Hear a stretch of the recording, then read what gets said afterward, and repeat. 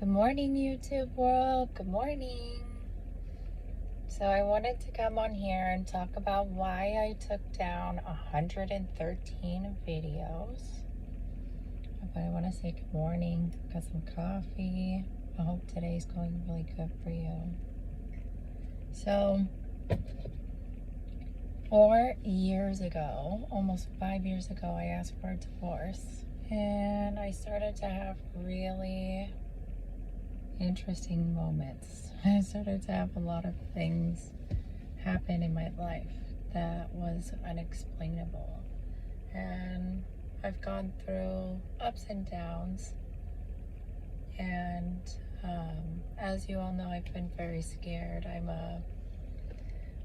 pro fixing this world, and my solutions has been to find people like Jeff Lawton and for us to replant and build up our cities and these more true to nature, get America back to producing. We have a lot of brilliant minds in America, and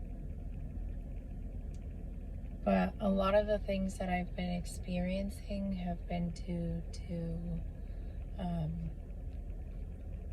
my divorce, and I don't want to go into all those details. Like I said, mob mentality is a real thing, and it can be very scary. But I'm still getting divorced.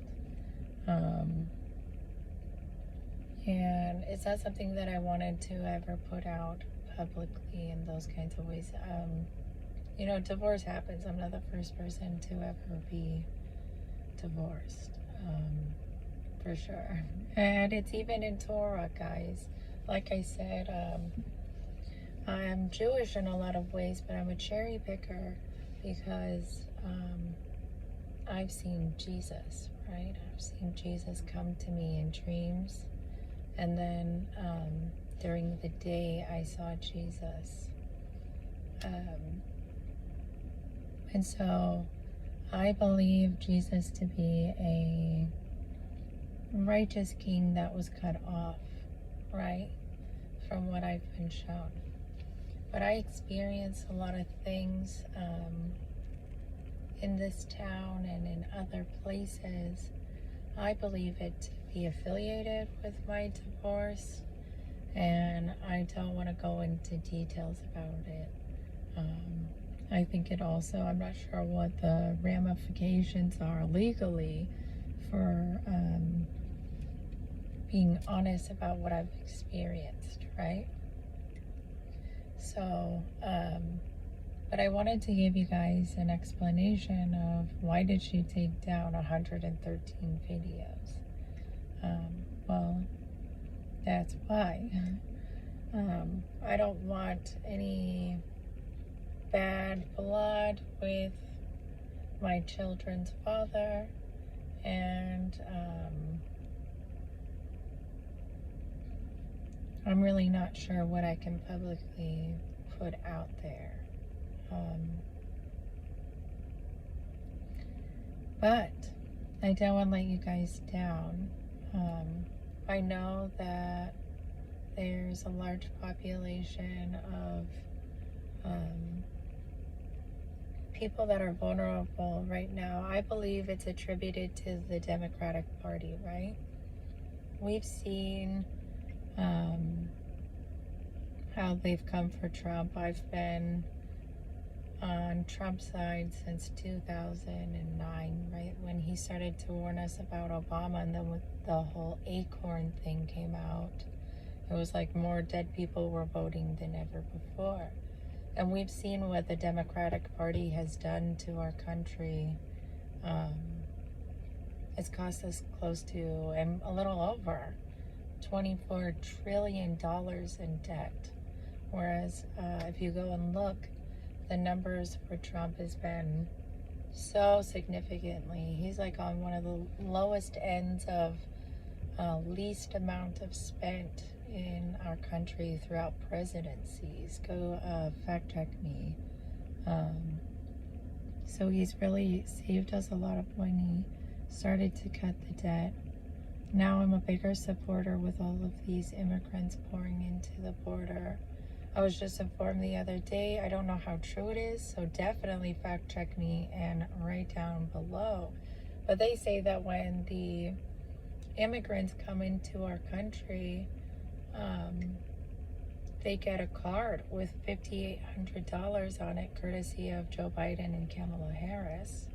So that's crazy. And then it's all these other countries' rejects. They don't want them because they're violent criminals or they have some kind of community flaw. I don't know what you would call that, but basically they don't want them, the undesirables, and they pour over into our country, take our resources, and then you're seeing all the violent crimes like rape, murder. One woman was bludgeoned to death. These kinds of things are very scary.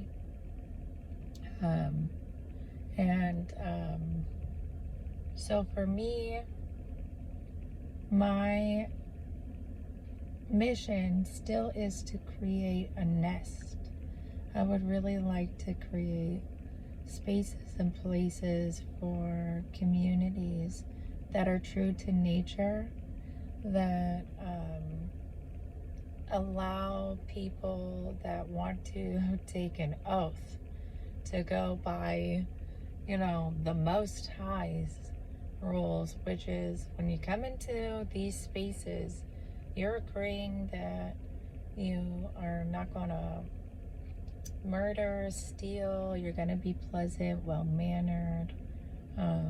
I believe a lot of the harassment is due to the Democratic Party that I've experienced in my life, honestly.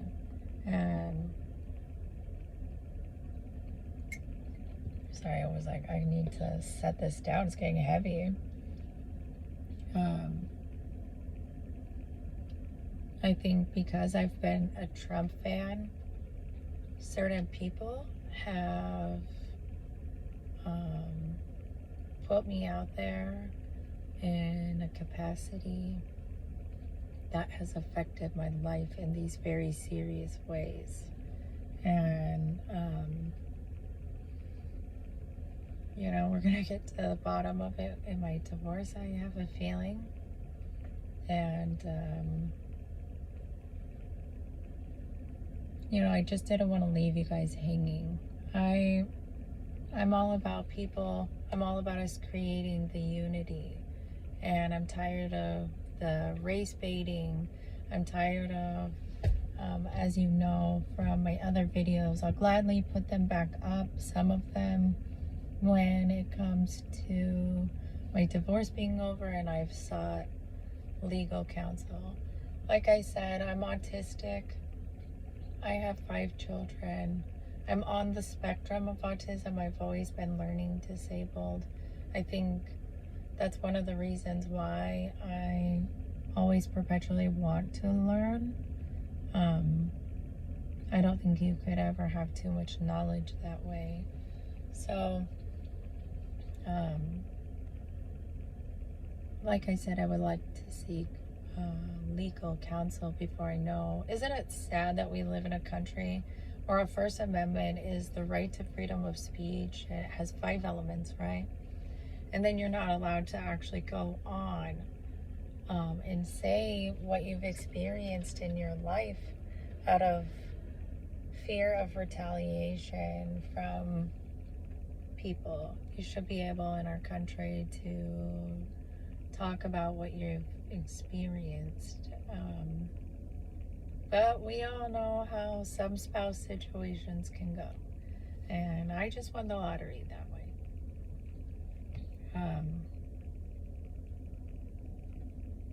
So I'll gladly put up some of the ones that I've taken down when it comes to the things that I want to create, because I believe in freelancing and being able to put ideas out there. If you really want to see them come true, sometimes you just have to put them out there so people will create them. So I would be more than willing to put some of those videos back up. But I do believe that a lot of what I've been experiencing is a direct link to wanting a divorce. And that's what I'm gonna say on that. I just don't feel like, I feel like my politics has been scary because I do support Trump, and then look at what happened. He was shot at.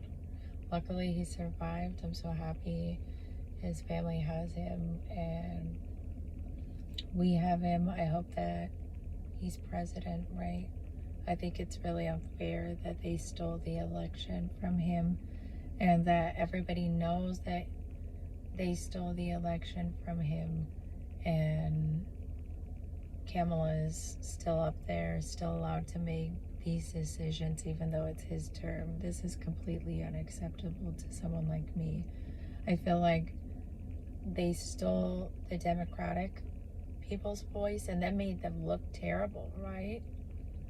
Like they're willing to not do things in a fair way and allow people the opportunity to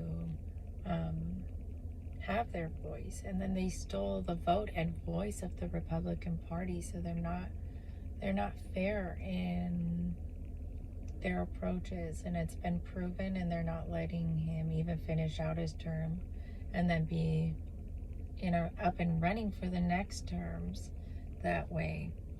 I don't understand what that's about, but I feel like the Republican Party's voice was majorly stolen. But I'm not gonna make such a long video today. I wanted to tell you guys, why did she take down all those videos? Most of them are about the harassment and things that I've experienced. Again, I think that's a direct link to things I'm experiencing, and also the politics of being a Trump supporter. So I want you guys to know that I love you all. I'm thinking about you, no matter what your age, race, or, you know, class level. You have the right to, in this country, have certain freedoms and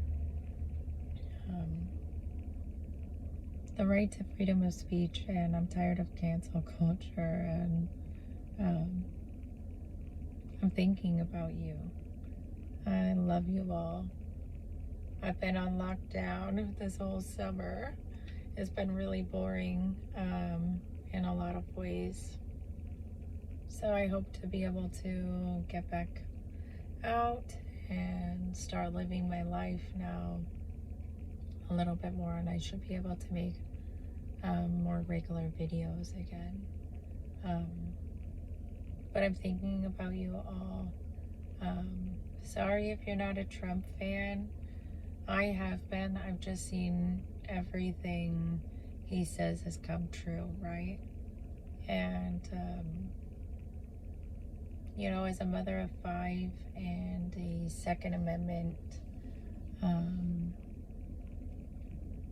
I'm firm in my Second Amendment, and the fact that Donald Trump is, the fact that he wants to close down the borders and make us safe again and have them enter the right way.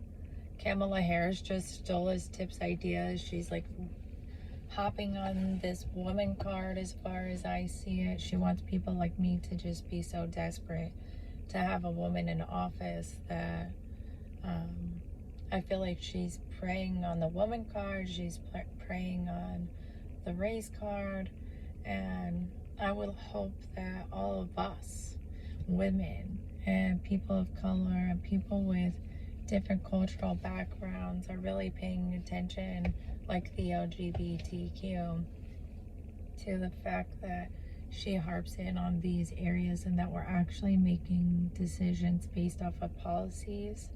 Because she's trying to infringe on our Second Amendment, which shall not be infringed on when it comes to weapons reforms.